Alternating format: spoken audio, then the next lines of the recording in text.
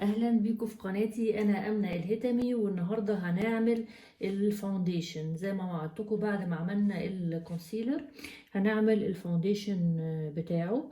اول حاجه هعملها ان انا عايزه اقيس، اخد يعني اشوف عندي كام جرام فاونديشن بودره. دي البودره اللي انا عملتها قبل كده، البودره الاساسيه.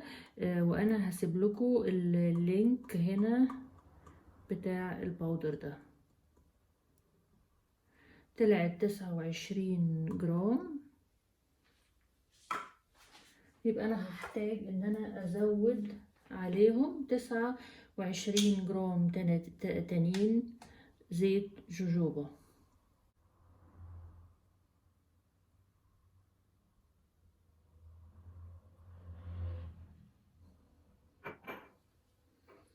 وهضيف عليهم حاجة بسيطة خالص، ده فيتامين اي. ممكن تحطي 4 كبسولات.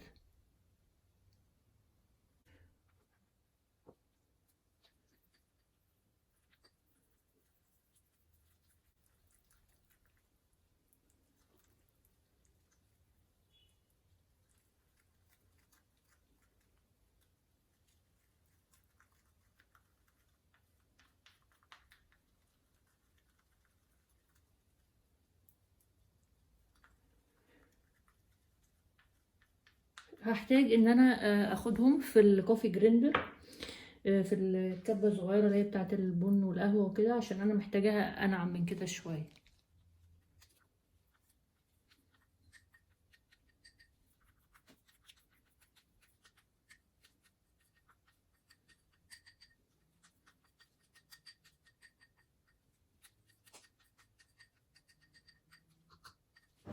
بضيف مادة حافظة 4 نقط فينونيب.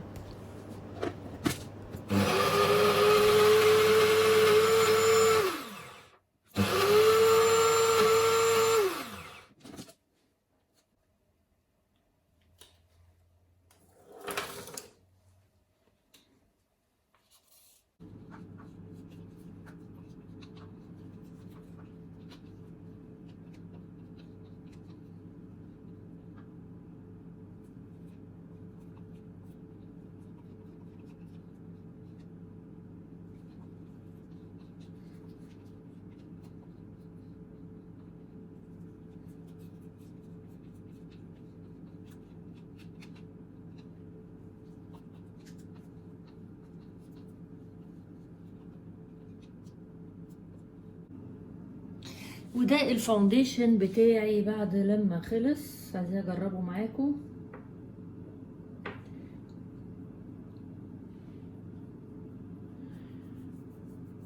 تغطية جامدة جدا، وملمسه حلو قوي، وتوزيعه عالي.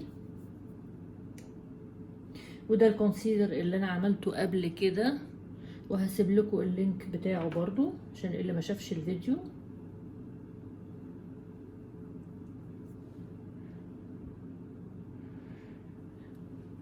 لو عجبك الفيديو ما تنسيش تسيبي لي لايك عشان الالجوريثم بتاع اليوتيوب الفيديو يوصل لاكبر عدد من الناس، وتتابعيني على الانستجرام والفيسبوك، واشوفك ان شاء الله في فيديو جديد.